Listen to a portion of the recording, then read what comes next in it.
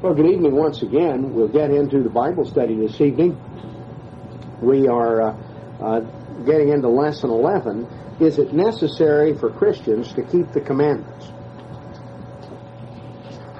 You know, that's something that a lot of people get all mixed up on. The idea that as to whether or not commandment keeping is necessary for salvation. You know, a lot of people really get upset at the idea that if you tell them that they have to keep the commandments. Well, as I've heard some express it over the years, well, you know, I think that the commandments are good, and you know, I'll do it because I want to, but I don't want to be told that I have to. Well, God, as we're going to see, is the one who tells us that we have to, or that we ought to. We want to look into that because there's a lot of confusion about keeping the commandments. Is that something necessary for salvation? You know, the standard teaching in the world is that it's just a matter of grace, and the law doesn't have to be kept. Can you go through and separate out some commandments to be kept and others not? Well, let's see exactly what the Scriptures teach. We want to start out by looking just very plainly at what Jesus Christ Himself taught, because that's a very important starting point if we're going to understand is observance of the law, keeping the commandments. Is that really necessary? You know, to begin with, the world misses the point because they start from the premise that the Father gave the commandments in the Old Testament, and then Christ came along with sort of a newer, easier, softer way. And they missed the point that it was the one that became Christ in the New Testament who actually gave the commandments in the Old Testament. That the one that, when Christ came in the New Testament, He said that He came to reveal the Father. And He had actually been the one who is described by Paul in his letter to the Corinthians as the rock of Israel, that rock that followed them. And Paul talked about that and explained there in 1 Corinthians chapter 10 that 1 Corinthians 10 verse 2, he says, speaking of ancient Israel, he says, they were all baptized unto Moses in the cloud and in the sea, did all eat the same spiritual food, did all drink the same spiritual drink, for they drank of that spiritual rock that followed them, and that rock was Christ. Christ was the rock of Israel. And He was the one who dealt with ancient Israel. He was the rock of Israel. Now, let's look plainly in the New Testament. Did anybody ever ask Jesus Christ the direct question of what is necessary for salvation? Well, one place is right here in Matthew 19:16. Behold, one came and said unto Him, Good Master, what good thing shall I do that I may inherit, that I may have eternal life? What? Matthew 19:16. And Jesus said, verse 17, Why call you me good?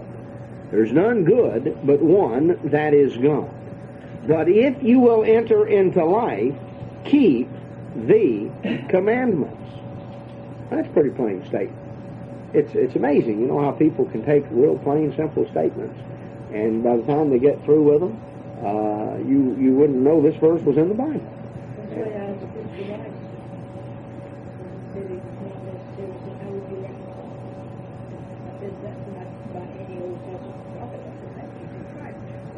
What did he say?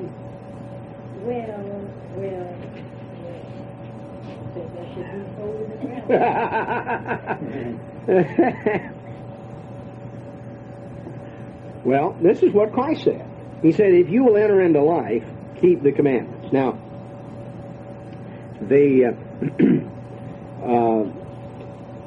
And he said unto him, which? Now, what kind of commandments was Jesus talking about? Was he talking about, just sort of have love in your heart, or was he? What was he talking about? He asked Jesus, which commandments? What do you mean, the commandments?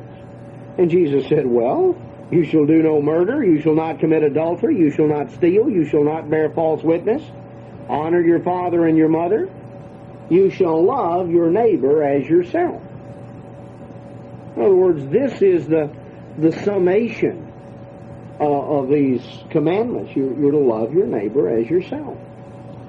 That's what you're to do. The commandments are you're not to murder and to steal and to bear false witness. You're not to you're to honor your parents. These all come under the classification of loving your neighbor as yourself. Now, this young man was obviously seeking to justify himself. He said, well, I've always done that. All these things have I kept from my youth up. What do I lack? And Jesus said, if you'll be perfect, go sell what you have and give to the poor, and you'll have treasure in heaven. Come and follow me. When the young man heard that, he went away sorrowful, for he had great possessions. Now, the Scriptures make plain that we are to love God with all our heart, and we are to love our neighbor as ourselves. We're going to see a little more of that in just a few minutes. But here was an individual who came and began in exactly what his motive or what his attitude was in asking the question. He obviously addressed Christ in a certain way that Christ came back to him and said, you really understand what you're saying. You're calling me good. God really is the only one truly good.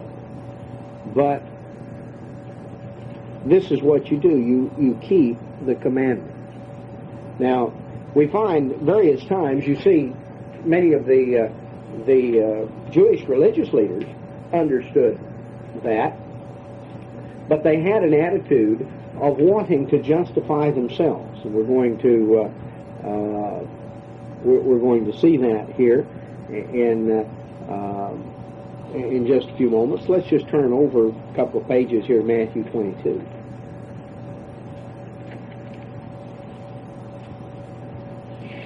Matthew 22.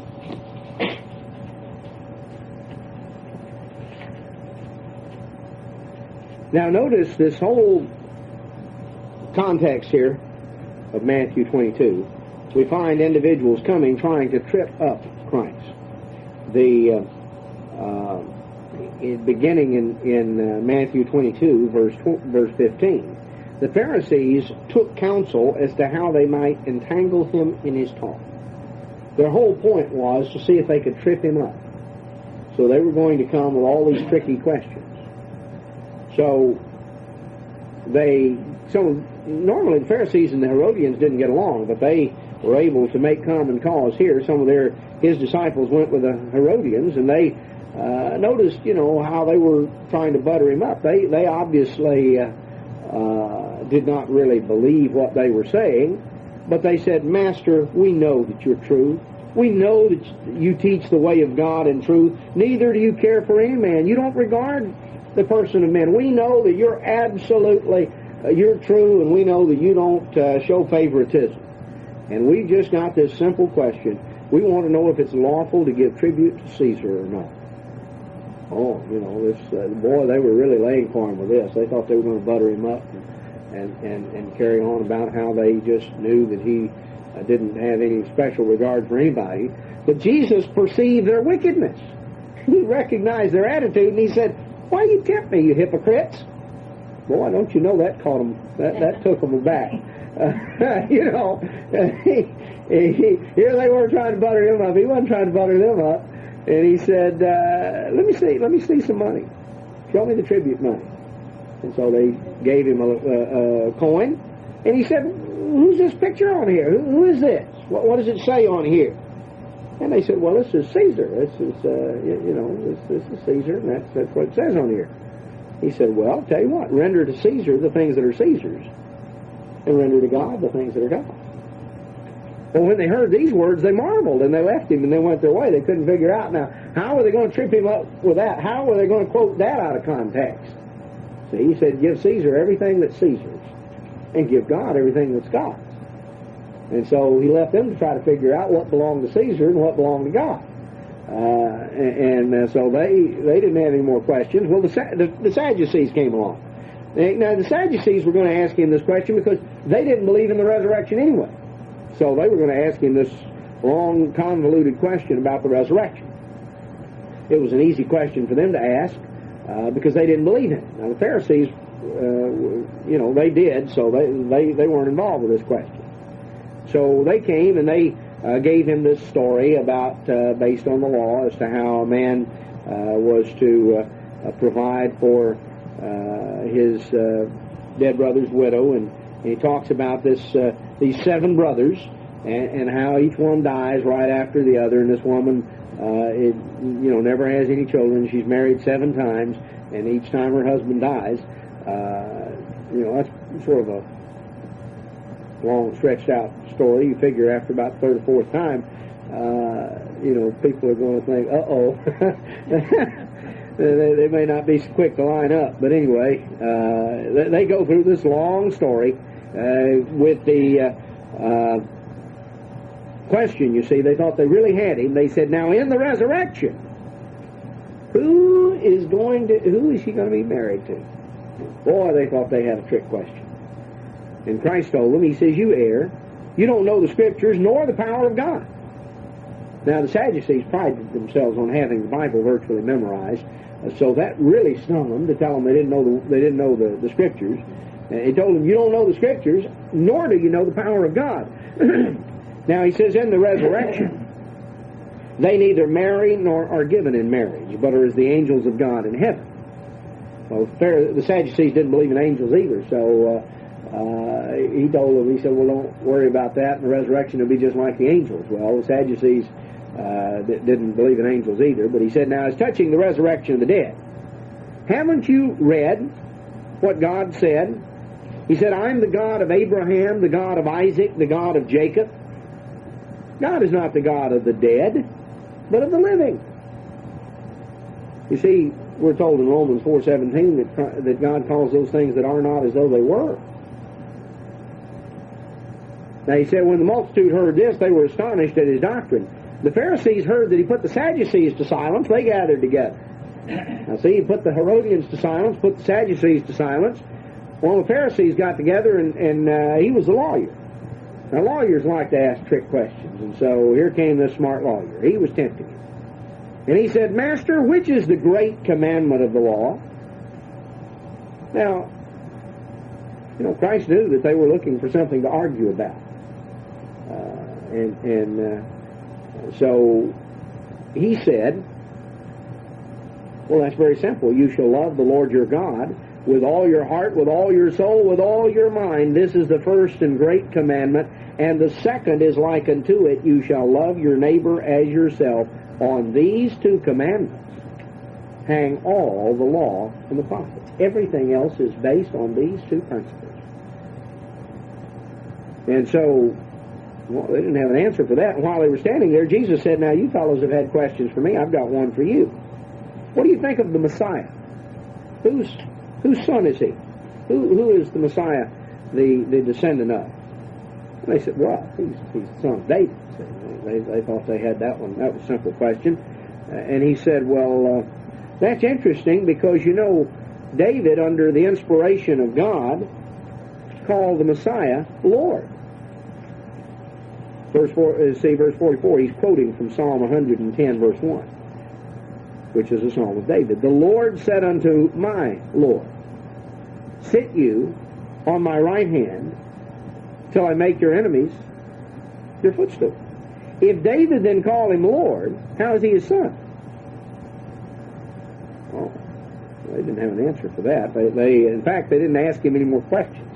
They decided it was better to let the questions stop. You see, they did not fully comprehend that the Messiah, they understood there was to be a Messiah, but they did not grasp that the Messiah was literally to be the Son of God. The Messiah would be God in the flesh. They viewed the Messiah as simply a descendant of David that would be given special power and all. But he quotes this verse back in Psalms and said, well, David referred to the Messiah as Lord. He said, the Lord, Yahweh, said to my Lord, sit at my right hand. So David's Lord was the Messiah. So we get a little insight as to the kind of thing Christ was dealing with and the way that the attitude of a lot of these questions. They were coming with an attitude of all sorts of attitudes, either trying to trip him up or trying to get him to agree with them or to in some way, take their approach. Well, Christ made it plain right here. We saw back a couple of pages over, back in Matthew 19, that Christ told the young man, if you'll enter into life, keep the commandments. Now, Christ didn't try to name off all the commandments. He named several and summarized them by loving your neighbor as yourself. Because he understood that that was something that the Jews, for all the lip service they gave to the law and all of the meticulous effort that they put into Sabbath observance, and all of the meticulous emphasis on avoiding idolatry, he understood that really they weren't keeping the law. They made a pretense. They made a great issue about avoiding idolatry and keeping the Sabbath, but in some of these, but in terms of the way they dealt with other people, they really weren't reflecting God's way. So Christ summarized that. He enumerated some of those commandments, and he summed them up by saying, you're to love your neighbor as yourself. Now, there's some who want to quote that, and they say, well, see, he didn't say anything about the Sabbath there. He didn't tell the young man he had to keep the Sabbath. Well, no, he didn't tell him he couldn't have any gods before the true God either. He didn't tell him he couldn't take God's name in vain. He didn't tell him he couldn't worship idols. He didn't tell him, that he couldn't covet. Christ didn't try to name all 10 of them. He zeroed in on certain ones that he obviously, I'm sure he realized this young man hadn't, certainly in the spirit, hadn't kept all these. I've kept all these from my youth up. Well, I'm sure Christ looked at him and knew that you haven't kept them as well as you think you have. But if we come here to Matthew 22, then we look at the question, you love your neighbor as yourself. That's very important. Is there anything more important than loving your neighbor as yourself? Well, according to Matthew 22:36 and 37, the first and the great commandment, the most important thing, is to love God with all your heart. Now, if you truly do love God with all your heart, that will evidence itself in showing love for neighbor. But Christ made plain that loving God with all our heart is the first and great commandment, and the second commandment, the next most important, is to love our neighbor as ourselves. So he makes plain that these two commandments summarize all the rest of the law. Now, we already saw back in Matthew 19 that the commandment to love your neighbor as yourself summarizes the last part of the 10 Commandments: to honor your parents, not to murder, not to commit adultery, not to steal, not to lie. Christ specifically said that those are aspects of the law that are summarized by loving your neighbor as yourself. Now, if the last part of the commandments summarize how to love your neighbor as yourself, don't the first part of the commandments tell us how to love God with all our heart and soul? And Christ said that's the most important thing. Now, let's go back to the Sermon on the Mount. You can't get much more New Testament than the Sermon on the Mount. And Matthew chapter 5 and verse 17. Jesus said, think not that I am come to destroy the law or the prophets. I'm not come to destroy, but to fulfill. Now, the word here for destroy is a word that literally means to demolish. Let's look and see how this word is used, because that's what a lot of people think Christ came to do with the law. Back in Mark 13, for instance. Mark 13, verse 2. Here is the... in verse 1, as he came out of the temple, one of the disciples said, Master, do you see what manner of stones and what buildings are here? You know, he's really impressed. All these great big building stones and great impressive buildings of the temple. And Jesus said, verse 2, do you see these great buildings? There shall not be left one stone upon another that shall not be thrown down. The word that's translated thrown down here is the exact same word that's translated destroy back over here in Matthew 5:17. Think not that I'm come to throw down the law. Well, isn't that what a lot of people think? That Christ came to throw down the law? He came to get rid of it. He came to destroy it. Well, he said he didn't come to do that. And this word destroy means literally to throw down. It means back over in Acts chapter 5. Acts chapter 5. In verse 39, if it be of God, we cannot overthrow it, lest haply you be found even to fight against God. We cannot overthrow it. Think not, I am come to overthrow the law. Same word, same exact word. So, you know, it could be translated to throw down. It could be translated to overthrow. Don't think I've come to overthrow the law. Well, isn't that what people think? If the law, if you don't have to keep the law anymore, didn't it get overthrown? Didn't it get pulled down? 2 Corinthians 5:1 is another place. Same exact word is used. 2 Corinthians 5:1. Paul says, for we know that if our earthly house of this tabernacle were dissolved,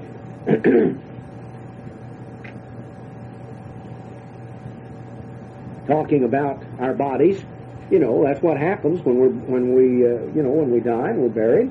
Our physical bodies, they're dissolved. They fade away. They don't maintain themselves. But we know that that's not the end of the story, because God has ultimately a new body that He is going to give us. But this term dissolved here, 2 Corinthians 5:1, the word dissolved. So Christ said, think not that I'm come to dissolve the law. Think not that I'm come to throw down the law, to overthrow the law, which is, of course, precisely what so many people think. No, He said, I've come to fulfill the law. Now, here's a word that means literally to fill up. Let's go back. Let's look and see a little bit of how that's used. In Luke chapter 2.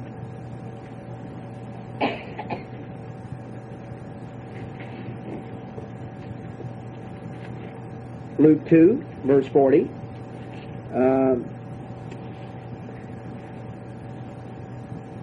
In verse 39, it talks about how Joseph and Mary returned to Galilee, to their own city Nazareth. Verse 40, and the child grew and waxed strong in spirit, filled with wisdom, and the grace of God was upon him. Now, the word filled here is exactly the same word that's used back in Matthew 5:17 for fulfill. I'm not come to destroy. I'm not come to overthrow or throw down or dissolve the law. I'm come to fulfill it. I'm come to fill it up. Because, people want to try to say, well, fulfill means that He somehow did away with it. So don't think I came to dissolve it and overthrow it. I came to do away with it. Well, that doesn't make any sense. Christ became filled with wisdom. Does that mean that He didn't have any? Does that mean no, he was filled up. It's like, I've got a cup here, and if I took water out of the glass, and I could fill up the cup. I could pour it in the cup until it's up to the brim, and I would fill up the cup. Christ became filled with wisdom. He came to fill the law, to fulfill it, or to fill it to the full. Same word that's used in Luke 2:40. Notice in John 15. Because here again, Same term is used. John chapter 15. In verse 10, let's pick it up, John 15:10. If you keep my commandments, you shall abide in my love, even as I kept my Father's commandments and abide in his love. These things have I spoken unto you, that my joy might remain in you, and that your joy might be full. Well, did he mean that your joy might be over and done with, and you won't have it anymore? No. He meant that it be full, filled up. That's exactly what he said. I'm not come to destroy the law, but to make it full. Fill it full. In Acts chapter 2, let me just look one other place. Words used other places, but I'm just picking a few to illustrate the point. Acts 2:1. When the day of Pentecost was fully come, they were all with one accord in one place, and suddenly there came a sound from heaven, as of a rushing mighty wind, and it filled all the house where they were sitting. Now this rushing mighty wind filled the house. That's exactly what Christ came to do to the law. Don't think that I've come to overthrow it. Don't think that I've come to throw it down. Don't think that I've come to dissolve it. I've come to fill it up. Just like the mighty wind filled the house. Just like he himself became filled with the Holy Spirit. Just like we might be full. So it's very plain that Christ came not to loose the law, but to fill the law to the full. And he proceeds to go on and to illustrate what he meant by filling the law to the full. Because if we come on down just a little later, in verse 21, for instance, he said, you have heard that it was said by them of old time, you shall not kill, and whosoever shall kill shall be in danger of the judgment. But I say unto you, that whosoever is angry with his brother without a cause shall be in danger of the judgment, and whosoever shall say to his brother, Raca, shall be in danger of the council, but whosoever shall say, you fool, shall be in danger of hellfire. Now, he quoted the law. He quoted Exodus 20, verse 13, one of the 10 commandments, you shall not kill. And then he proceeded to fill it full. To say, you know, there's more to that than just taking somebody out and murdering. God is after more than that. That's not the sum total of what God is after, that you just don't go around clubbing people over the head and leaving them, you know, lying there bleeding to death on the side of the road. No, God doesn't want you to have this attitude of contempt and hatred. He doesn't want you to have that attitude of contempt for someone else, because if you have that attitude, that really is a spirit of murder. Then he came on down here in verse 27. He says, Matthew 5, you've heard that it was said by them of old time, you shall not commit adultery. But I say unto you, that whosoever looks on a woman to lust after her has committed adultery with her already in his heart. Now he's filling that commandment to the full. He's saying, you know, the law says don't commit adultery. That's not all there is to it. It's not enough just to refrain from the physical act. You're not to commit adultery in your heart. Christ fills it to the full. He emphasizes the full spirit and intent of the meaning. So, Christ didn't come to loose the law, to destroy the law, to dissolve or overthrow it. He came to fill it up to the full, to bring to absolute fullness the full intent and meaning, and he illustrated that right here in Matthew 5. Now, notice what Christ said about those who substitute human ideas and human customs in place of God's commandments in Matthew chapter 7.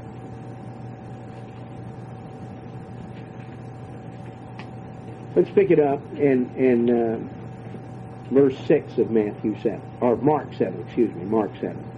He answered and said unto them, Well as Isaiah prophesied of you hypocrites, as it is written, This people honors me with their lips, but their heart is far from me. Howbeit in vain do they worship me, teaching for doctrines the commandments of men. For laying aside the commandment of God, you hold the tradition of men, as the washing of pots and cups, many other such things you do. That wasn't part of God's commandment. That was part of the tradition of men. He said unto them, Full well you reject the commandment of God, that you may keep your own tradition. Now what law is he talking about? The commandments. You reject the commandments of God. What commandments is he talking about? He's talking about the Ten Commandments. That's what he says here in verse 10. Moses said, Honor your father and your mother. Oh, that's part of the Ten Commandments. Whoever curses father or mother, let him die to death. You see, that was part of the statutes that amplified, part of the statutes and judgments that amplified the principle that the commandment that you're to honor your father and your mother. But then he said, verse 11, But you say, if a man shall say to his father or mother, It is Corban, that is to say, a gift by which whatsoever you may be profited by me, he shall be free. You suffer him to do no more, to do aught for his father or his mother, making the word of God none effect through your tradition. You know, what they would do is they would claim that property or things of that sort were dedicated to God. Now, it wasn't that they gave it to God, that they dedicated it, that they gave it right then and there. They dedicated it to God. In effect, it was the equivalent of making out a will, to will their property to the temple after their death. Well, this was a neat little trick. It meant that you could use it as long as you lived, and then you could turn around to, like your parents who were needy, and say, well, I'm sorry, I really wish I could help you, but I've already given this to God. This was a real neat little legal trick. You will it to the temple, but then you keep it and use it, and you don't have to share it with anybody because it's already donated to God. You've already done that. Well, where did they get that? That was one of the little tricks they had figured out. That wasn't part of God's law. But they came up with all these little technicalities as to how they thought that they could get around the spirit and the intent. God said, honor your father and your mother. And they looked for ways that they could justify getting out of helping an elderly parent or a widowed mother or something of that sort. You see, Christ is talking about the Ten Commandments. Honor your father and your mother. That's one of the commandments. Christ indicted those who substituted human customs and traditions in place of God's commandments. Now, it doesn't matter which commandment you're substituting. The one that they substituted here had to do with honoring your father and your mother. But another commandment, the one right before this one says, remember the Sabbath day and keep it holy.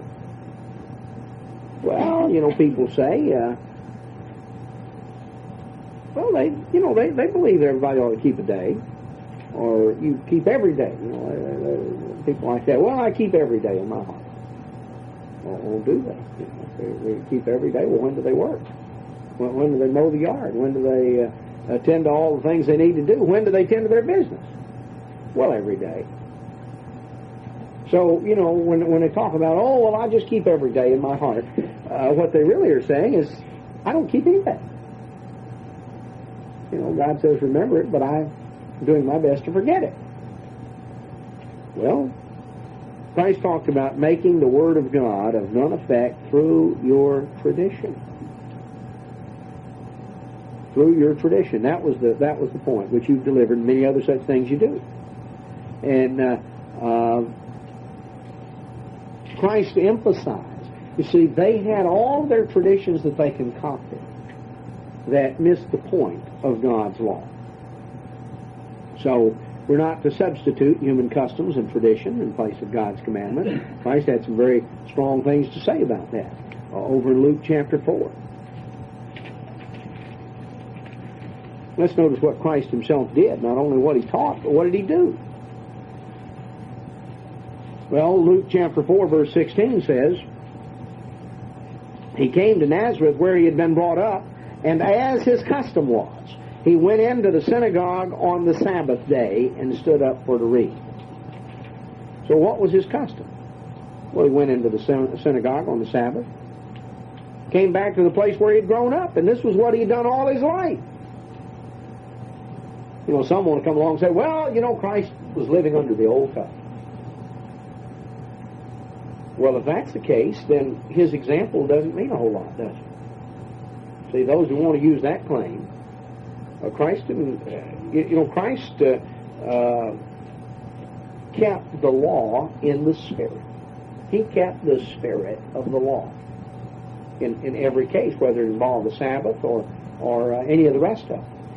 There's no place where he kept the simply the traditions and the customs of the Pharisees. He didn't keep all of the rigmarole that they had added. But as his custom was, he went to the synagogue on the Sabbath. You know, Hebrews 13:8 tells us Jesus Christ the same yesterday, today, and forever. In 1 Peter 2:21, we're told Jesus Christ suffered for us, setting us an example that we should walk in his steps. So, over and over, you know, that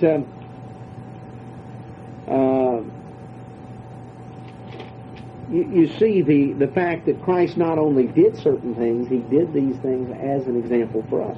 Christ kept the commandments. And he taught the disciples that it was necessary to keep the commandments. Notice here in John 8,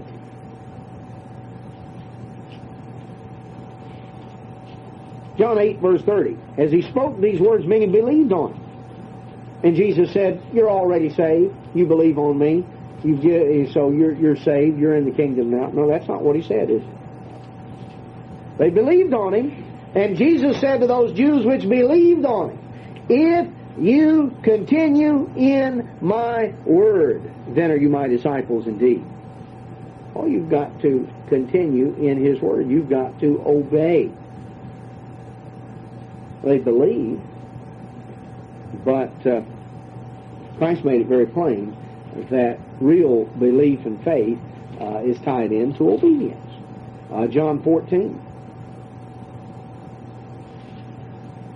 John 14:15. Jesus told the disciples here, right prior to the crucifixion, he said, if you love me, keep my commandments. If you love me, keep my commandments.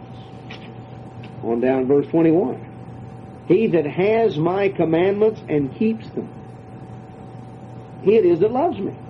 He that loves me shall be loved of my Father, and I'll love him and will manifest myself to him. On down a little further, verse 23. Jesus answered and said, if a man love me, he will keep my words. My Father will love him, and we will come unto him and make our abode with him. He that loves me not keeps not my saying. The word which you hear is not mine, but the Father's which has sent me. Over and over, Christ tied in obedience. Christ taught obedience. You can't separate the teaching of Jesus Christ from obedience to the law, obedience to the commandments. He didn't come to loose them, to overthrow them and turn them over. He came to fill them up to the full, to amplify them, to bring out the full spirit and intent. So, Christ taught in his own personal, he taught directly obedience to the commandments. Now, not only did Christ teach obedience to the commandments, what about James and Peter and John? You know, some people say, well, Christ taught obedience to the commandments, but that was before the crucifixion. That was before the resurrection. We mean Christ came, spent his whole ministry teaching things that he was planning on doing away with? He spent, you know, if you're going to do that, if keep the commandments, if you will enter into life, keep the commandments, if that's for the old covenant, then what is the Beatitudes? What is the Sermon on the Mount? Is that old covenant too? How do you go through? You know, he said that before he said the other. How do you go through separating it out? The point is, Christ came as the messenger of the new covenant. So his whole message had to do with the new covenant. Christ didn't come doing what he did because he was, teaching something else. But let's look at after, what John and Peter and James wrote was written after the resurrection, after Christ had ascended into heaven, after everything that was nailed to the cross had been nailed to the cross. What did they teach? Well, let's look here in Acts 21.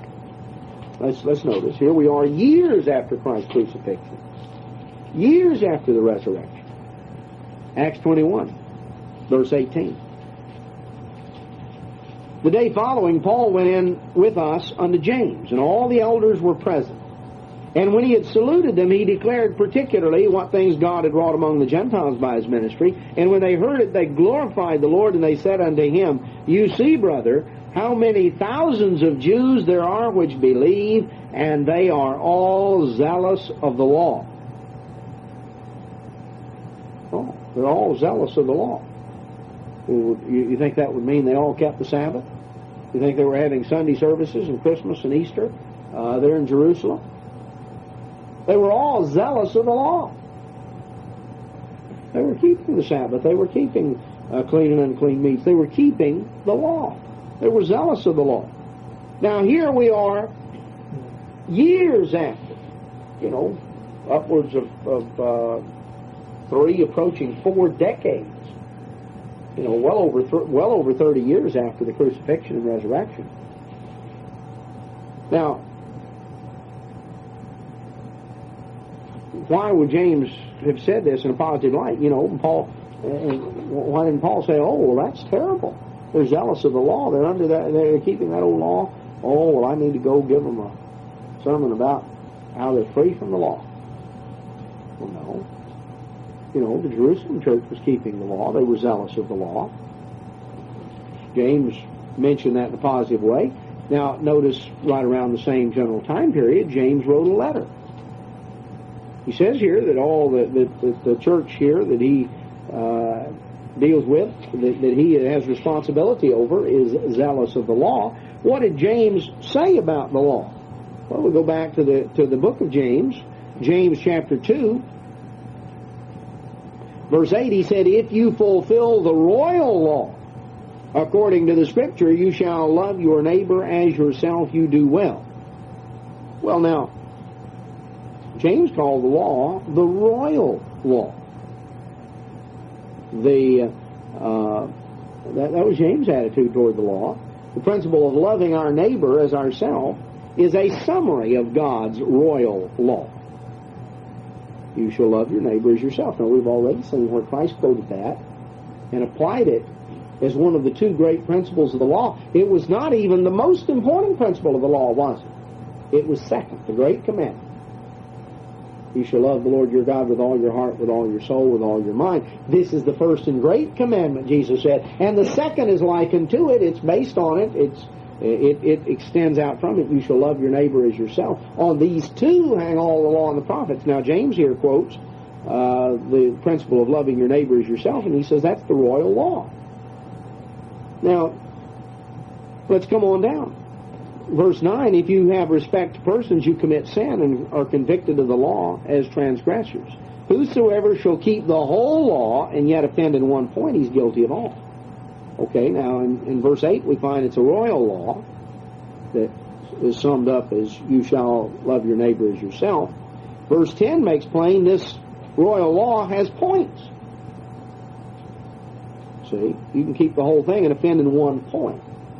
So here's a royal law summarized by loving your neighbor as yourself, and this royal law has points. What are some of these points? Verse 11. He that said, do not commit adultery, said also, do not kill. Now, if you commit no adultery, yet if you kill, you're become a transgressor of the law. What law, pray tell, is Christ talking about? Sounds like to me he's talking about the 10 Commandments. That's what he's quoting, isn't it? He says it's the royal law. It is a law that has points, and one of those points says don't commit adultery, another point says don't kill. Now, you may do one and not the other, but you've still broken the law. Well, it sounds like to me when James is talking about the law, he's talking about God's commandments, the 10 Commandments. And he's talking about really what is the second most important aspect of the law. At least Christ said it was the second. He said, this is the first and great commandment, and the second is like unto it. So if it's important not to kill and not to murder, isn't it also important to love God with your whole heart? If the last 6 of the 10 commandments tell you how to love your neighbor, don't the first 4 tell you how to love God? You know, it's laid out pretty plainly. Now, does James consider God's law a yoke of bondage? Did he teach that the law is bondage? Well, no. Verse 12, he says, so speak you and so do you, as they that shall be judged by the law of liberty. Oh, James thought the law was the law of liberty. Now, James is the brother of Jesus Christ. He grew up with Jesus Christ. He grew up in the household of Joseph and Mary.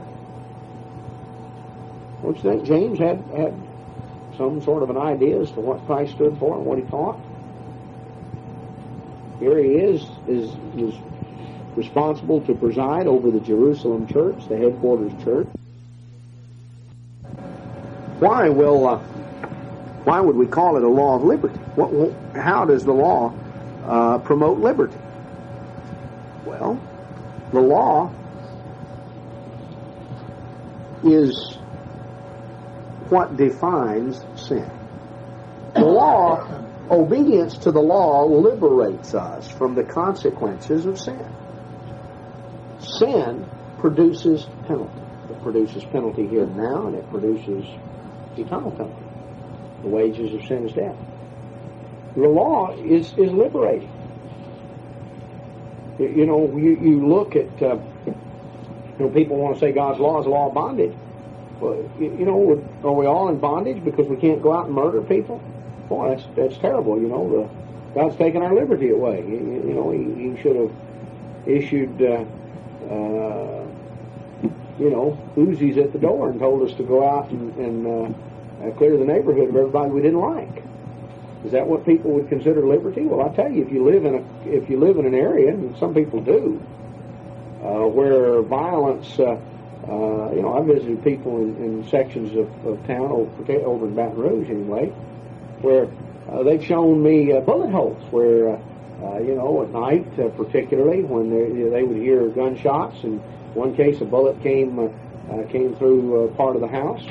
And over, the street in the back of them, there was somebody that got shot.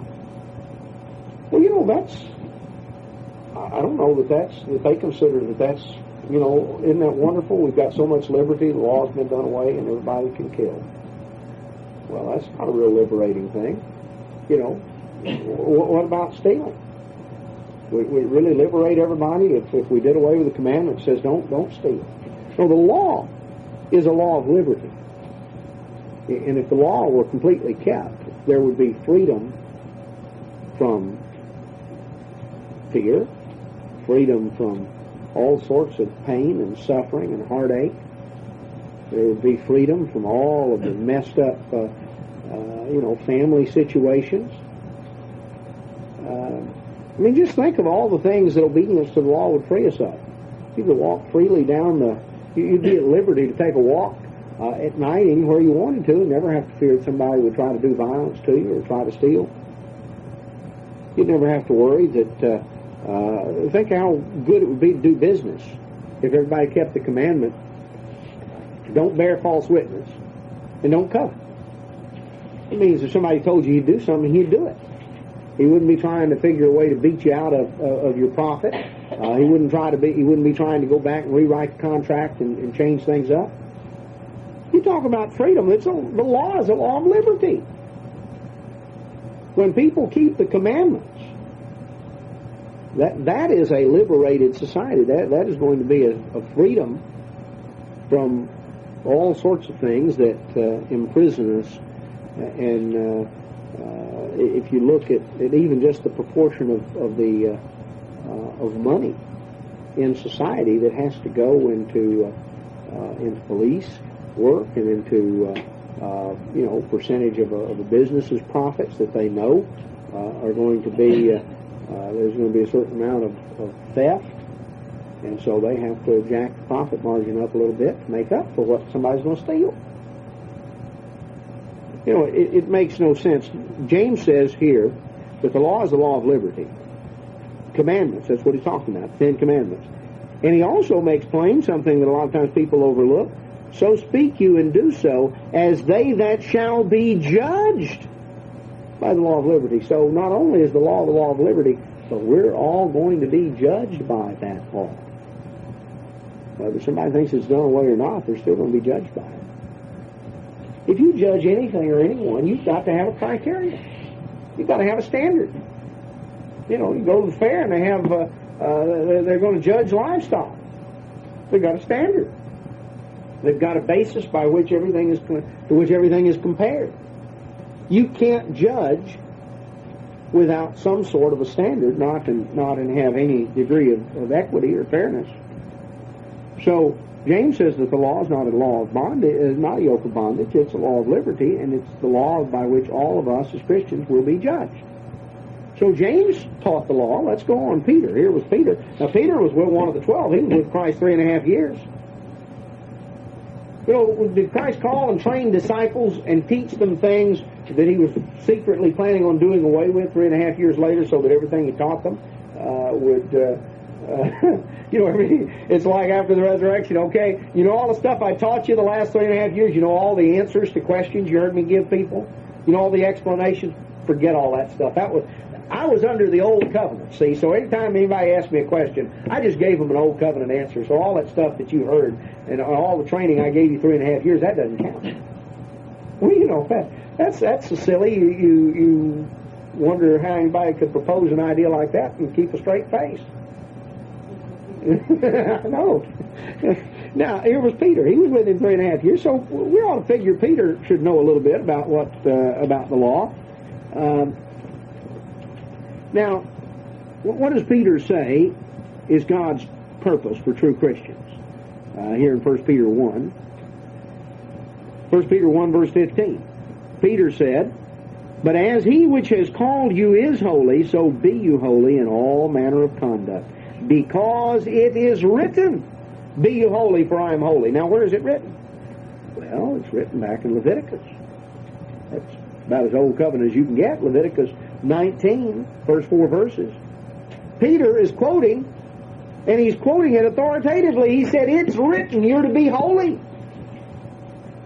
Now let's go back and look and see what Peter was quoting. Because he was quoting it as though that still applied. He said, well, I know it says be holy, but that's back in the old covenant, and that doesn't count. No, he says it is written. Notice here, first 4 verses of Leviticus 19, verse 1. The Lord spoke unto Moses, saying, speak unto all the congregation of the children of Israel, and say unto them, you shall be holy, for I, the eternal, your God, am holy. Now what does he say next?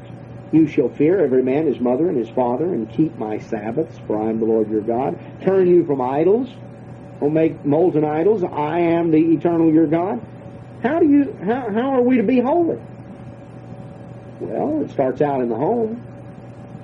You know, if we're going to learn to be like God, if we're going to learn to be holy, it starts out in the home, learning to show reverence and respect and honor to our parents. Keeping holy the time that God has made holy, His Sabbath. Not making false images of God. No, God doesn't want to be worshipped that way. So Peter says, in 1 Peter 1, in verse 14, he says, as obedient children, not fashioning yourselves according to the former lust in your ignorance, as he which has called you is holy, be holy in all manner of conduct, because it is written, be you holy, for I am holy. So we find that God explained, Peter was quoting from the Old Testament, and God explained about being holy. In fact, let's go back to Leviticus 11. We find that here is another place where that statement is made. Peter could have been quoting from Leviticus 11 as well.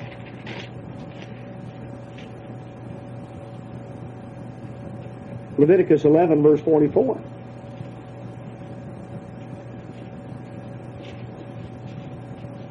I am the Lord your God. You shall therefore sanctify yourselves, and you shall be holy, for I am holy. Okay, that's what Peter was quoting, wasn't it? Neither shall you defile yourselves with any manner of creeping thing that creeps upon the earth. For I am the Lord that brings you up out of the land of Egypt to be your God. You shall therefore be holy, for I am holy. This is the law of the beasts and of the fowl and of every living creature that moves in the waters and of every creature that creeps on the earth, to make a difference between the unclean and the clean, between the beast that may be eaten and the beast that may not be eaten. Oh, so clean and unclean meats has to do with being holy. You know, you ever think about it? God could very simply and very easily made all animal flesh good to eat when He initially created things. Why did God make a distinction among animals? We know that was known way before the time of Moses, because when God told Noah to put animals in the ark, He told him to take the unclean animals by 2 and the clean animals by 7. So Noah knew the difference between clean and the unclean. You know, God designed it so that we are one of the most mundane, day in, day out things we do is eat. And every time we eat, we are confronted with the fact that we are making a distinction between the clean and the unclean. That is part of teaching us a lesson. That we're to go through life making a distinction between what's clean and what's unclean. We're to be holy. We're to become like God. And so God designed that in. Peter is quoting that. Because you know, Peter didn't think that all animal flesh was good to eat. You remember when he saw the vision back in Acts 10? Peter didn't, immediately start, shucking oysters or doing whatever. You know, he kept saying, "Not so, Lord. I've never eaten anything common or unclean." And then when it was over with, he was perplexed in himself what the vision should mean. He knew it meant something, but he didn't understand what. But then he understood a little later. He said, "Now I see. God has shown me that I should not call any man common or unclean." That was what God was teaching him. Peter understood we were to be holy. And he was quoting from Leviticus 11 and Leviticus 19. Peter understood that the law wasn't done away. He was quoting the law. Over in 2 Peter,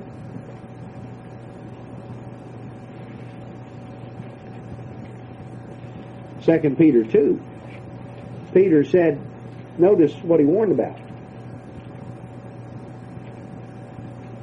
2 Peter 2, verse 1.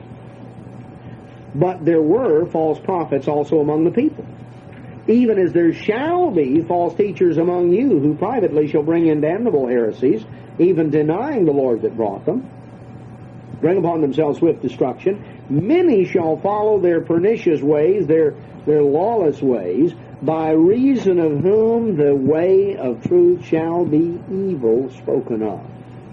Coming on down here a little further, in verse 18, he said, when they speak great swelling words of vanity, they allure through the lust of the flesh, through much wantonness, those that are clean escape from them who live in error. So he's talking about people in the church being dragged back in because they were clean, escaped from those that live in error. While they promise them, what? They promise them liberty. While they promise them liberty, they themselves are the servants of corruption, for of whom a man is overcome, of the same is he brought into bondage. You see, Peter talks about it in verse 21, it had been better for them not to have known the way of righteousness than after they've known it to turn from the holy commandments delivered unto them. Now, Peter warned of false prophets enticing the people of God from obedience to God and leading them back into the world. So Peter not only said we're to be holy, we're to be like God, we're to keep the commandments. He explained that there would come, he prophesied, there would come those trying to entice those who were already keeping the commandments into not doing it. That they would allure, they would attract those that were clean escaped from them that live in error. They would promise them liberty, Oh, you don't have to keep this whole law. They would promise them liberty. But really what they would do is lead them back into the bondage of sin, because sin is what enslaves. You see? And so when we're led away from obedience into disobedience, then we're led back into the world. We're led back into sin. Now, Peter obviously didn't think the law was done away. What about John? John was the disciple whom Jesus loved. Surely if Jesus was going to do away with the law, he'd have let John know. John was a man who had, certainly, he wrote a lot about love. Jesus, he's referred to as the disciple whom Jesus loved. Notice what we're told here in 1 John 2, verse 3. Hereby we do know that we know him if we keep his commandments. He that says, I know him, and keeps not his commandments is a liar, and the truth not in him. Whoso keeps his word, in him truly is the love of God perfected. Hereby know we that we're in him. He that says he abides in him ought himself also to walk even as he walked. Now, didn't we see earlier that Jesus, part of what he did, as his custom was, he went into the synagogue on the Sabbath? Well, if we abide in him, if we abide in Christ, we remain faithful in Christ, then we will walk as he walked. We will follow the way that he lived. So John says if we say that we know him and don't keep his commandments, we're lying. That this is the way that you really know God. You keeping his commandments is involved in knowing God. John emphasized the importance of commandment keeping. On over the next page in my Bible, 1 John 3:4. Whosoever commits sin transgresses also the law, for sin is the transgression of the law.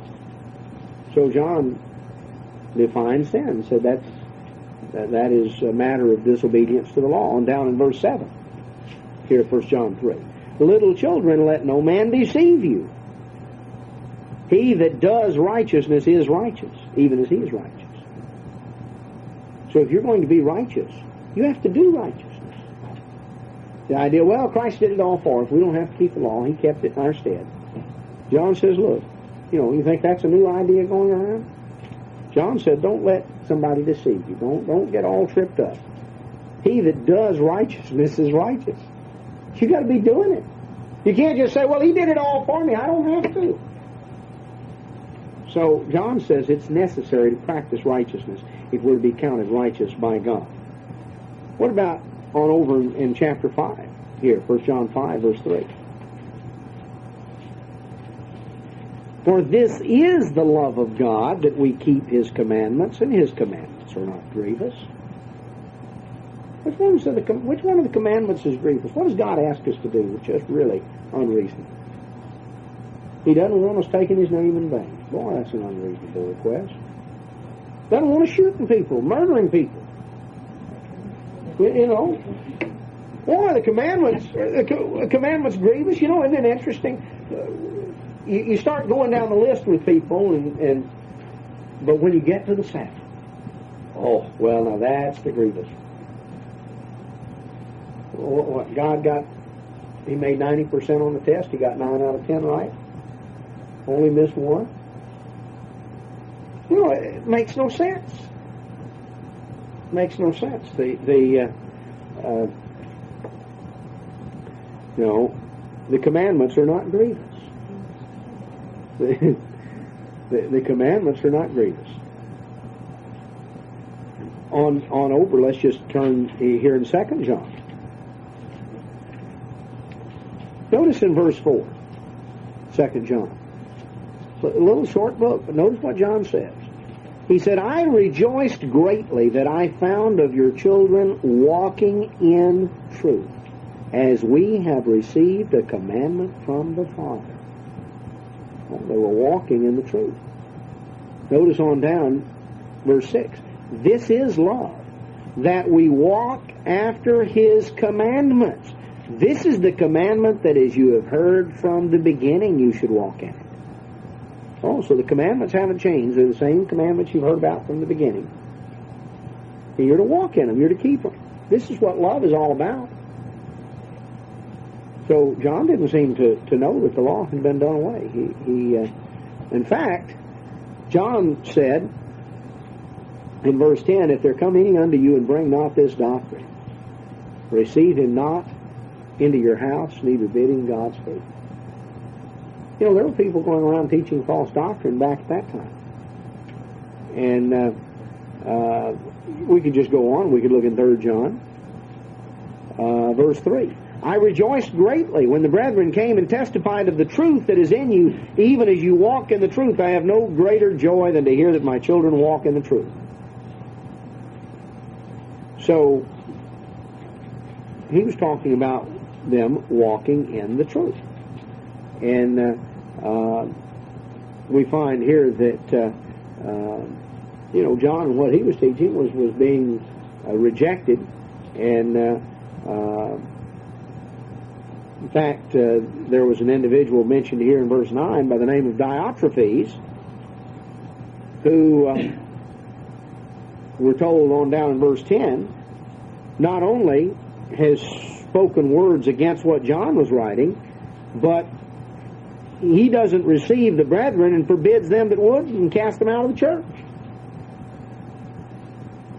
So here we see that Solomon said in Ecclesiastes, there's no new thing under the sun.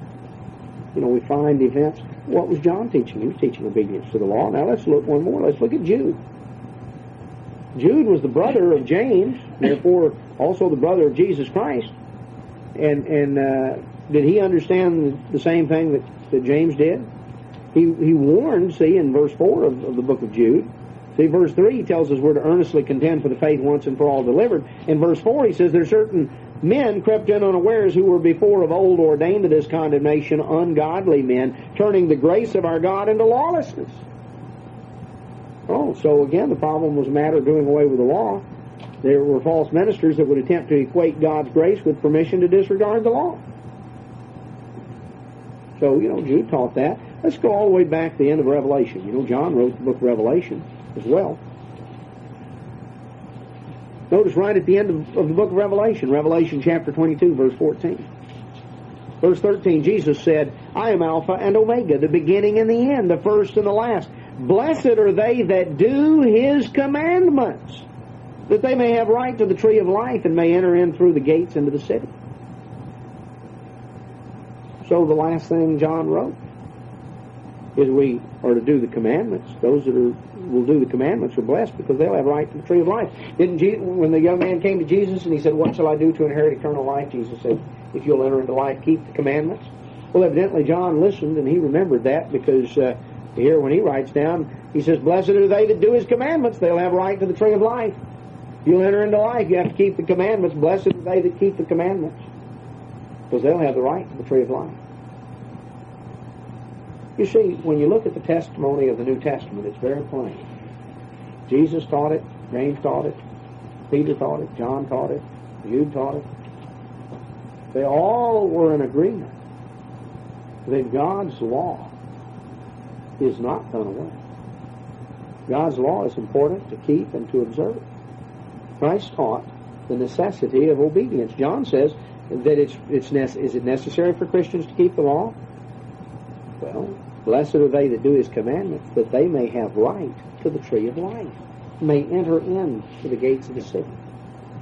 So, the Bible certainly teaches that, as we have seen. Now, we're going to follow this subject up next Bible study, because we're going to get into what did Paul teach about the law. So, we see that Christ and the other disciples, James and Peter and John and Jude, they all taught the law. What about Paul?